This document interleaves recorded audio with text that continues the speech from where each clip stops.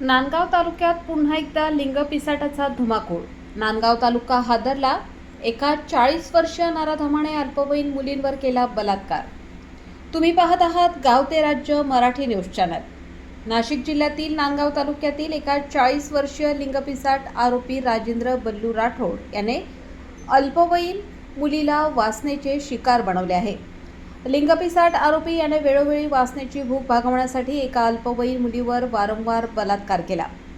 अल्पवयीन मुलीने वेळोवेळी विरोध केला असता लिंगपिसाट आरोपी राजेंद्र बल्लू राठोड याने तुझ्या आई-वडिलांना जीवे मारून टाकेल अशी धमकी दिल्याने अल्पवयीन घाबरून गेली।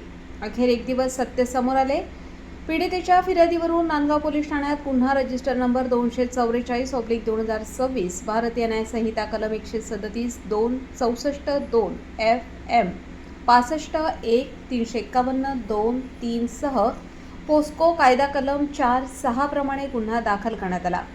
नांदगाव पोलीस निरीक्षक प्रशांत आहिरे यांनी गुन्ह्याचे गांभीर्य लक्षात घेऊन लिंगपिसाट आरोपी राजेंद्र बल्लू राठोड यास ताबडतोब जेरबंद केले। न्यायालयात हजर केले असता दिनांक 16/6/2026 पर्यंत लिंगपिसाट आरोपी राजेंद्र बल्लू राठोड यास पोलीस कोठडीत सुनावण्यात आली आहे। नांदगाव सहाय्यक पोलीस निरीक्षक सुनील वडे हे पुढील तपास करीत आहेत। संपादक विजय धामणे, नांदगाव, नाशिक।